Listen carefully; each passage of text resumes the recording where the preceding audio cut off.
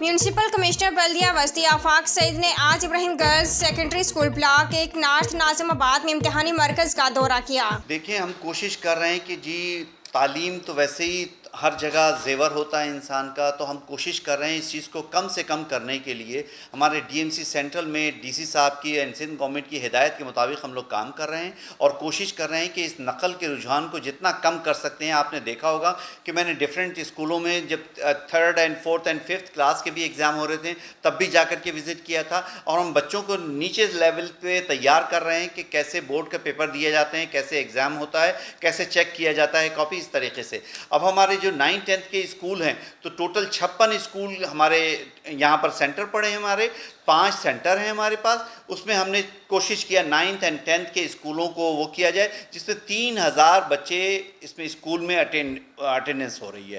में ऐसी कोई बात नहीं आई है कि कहीं नकल, और फिर ना सिर्फ मैं विज़िट कर रही हूँ तमाम स्कूलों में और विदाउट पर उसके इत्तला के जाती हूँ कि मकसद इत्तला नहीं देती कि मैं आ रही हूँ, और उसके बाद मैं मुख्तलिफ़ रूम में जाके चेक करी। फिर हमारे साथ हमारे एमसी साहब भी होते हैं। आज भी हम सुबह विज़िट करके आए, एमसी साहब मुतमईन थे उस विज़िट से भी, इससे पहले भी विज़िट करवाए, तो इंशाअल्लाह अल्लाह ने चाहा तो हमारे किसी सेंटर पर नकल की शिकायत नहीं मिलेगी। उम्दा में पकाएं और जी भर के खाएं।